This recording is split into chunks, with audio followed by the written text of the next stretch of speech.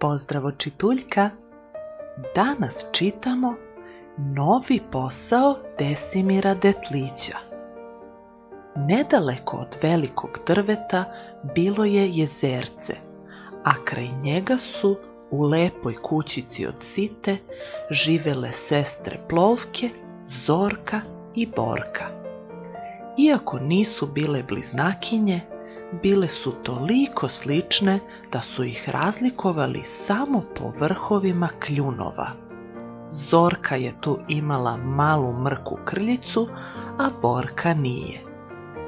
Njihov najbolji prijatelj bio je Desimir Detlić, koji je imao stan na vrhu velikog drveta. Dopuštali su mu da tu živi samo pod uslovom da dubi rupe u nekom drugom drveću. Velikodrvljani nikako nisu hteli da im se veliko drvo sruši zbog Desimirovog kljucanja. Desimir je često posećivao Zorku i Borku.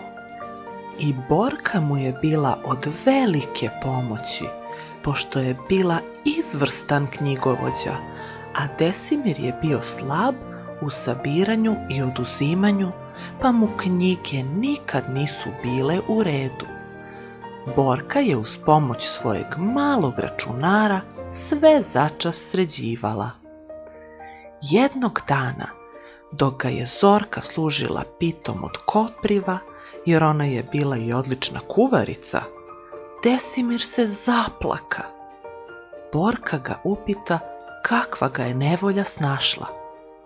Ostao sam bez posla.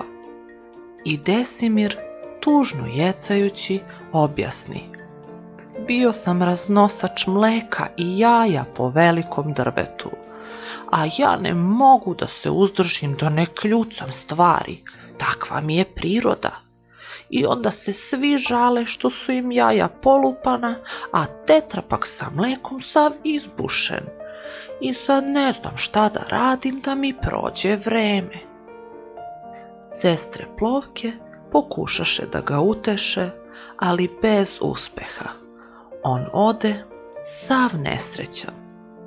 Kad je otišao, Plovke smisliše šta će. Pozvaše Desimira i mnoštvo svojih prijatelja na zabavu. Rekoše svima, osim naravno Desimiru, da donesu sa sobom po nešto od kože, kaiš, pojas tašnu i slično. I tako, kad je sledeće večeri Desimir stigao do kućice sestara Plovki, tu su već bile bliznakinja Vuka i Cuka Šljuka, gospodin Sofronije Sova i supruga mu Sovka, elegantna Ana Vrana u društvu Zvonka Zeca i još mnogi velikodrvljani. I svi su doneli po nešto kožno, na čemu je trebalo napraviti još koju rupicu.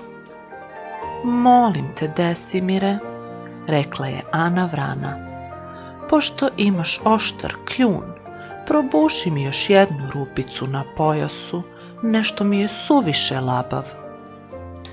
Molim te, Desimire, izbuši mi rupe na novom kaišu za moju tašnu, rekao je Sofronije Sova. Svima je Desimirov dar za bušenje rupa bio od neke koristi. On je bio presrećan i učinio je sve što su ga molili. Posle je Desimir otvorio moderan butik za bušenje rupica na jednoj od grana velikog drveta, a mušterije su mu dolazile iz cele šume. Sestrama Zorki i Borki Plovki bušio je kožne pojaseve za badava iz zahvalnosti što su mu pomogle da započne nov posao.